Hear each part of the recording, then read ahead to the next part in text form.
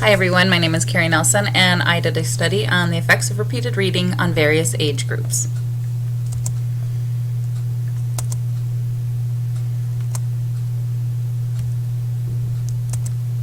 The purpose of the study was to see the effects of repeated reading across various age groups. And so therefore my research question was, what are the effects of repeated reading across various age groups? The method. First I started with getting my participants. I had a male adult learner, a 7th grade girl, a 3rd grade boy, and a kindergarten student. The setting was just here at my business. It's a business called The Study. We're a small learning center and a small primary school. The procedure, what I did first was I gave the students a pre-test just to find out where their instructional level was. Then I did a pre-interview. During the sessions I took note and did some observations. The students did journal entries, and then to finish it off we did a post-interview. How each session started is first I would test for fluency with an Ames Web prompt at the instructional level. And then I would have them read that for 6 times, and I was trying to see where the most gains was between which reading. Those were 1-minute reads. Next I gave them Jerry John's prompt, and that came with some questions that went along with it, comprehension questions.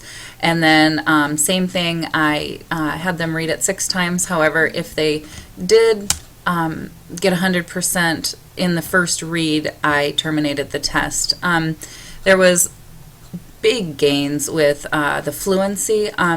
There wasn't as much opportunity for gains with the comprehension piece, just because of the fact as if they did get all the questions in the first or second read, it was kind of hard to see. But here is the fluency gains.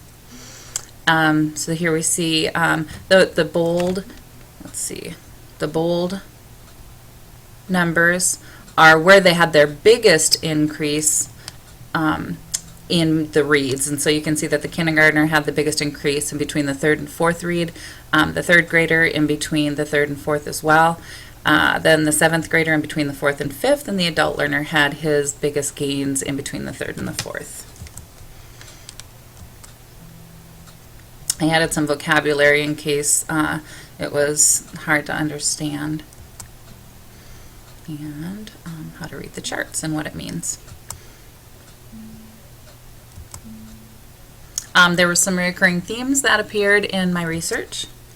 The first one is maturity. I added a little quote there.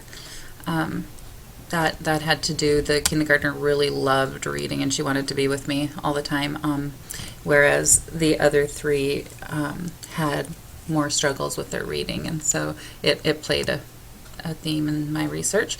And then the relationship with the teacher also affected the research. Overall health, we had spring break in there, and the students' attitude in general about reading. Like I said, the older 3 were had struggles in the past in their reading. The kindergartner had no problems and loved to read. My conclusions for this study, I see myself and the teachers at my business, The Study, and teachers in the PLN using this technique as a part of reading intervention program. For future studies, I'd like to incorporate parent interviews, just more thorough interviews with the parents, asking them the following questions: what are your students' past reading experiences? What reading habits does your student currently have? And does your student have any learning disabilities? Lastly, I would take into consideration the room conditions. This is a business, therefore, there were some interruptions. Also, the room that I was conducting this study has a tendency to be really, really hot or really, really cold, and so that affected some of the students. And that's the conclusion of my study. I hope you enjoyed it.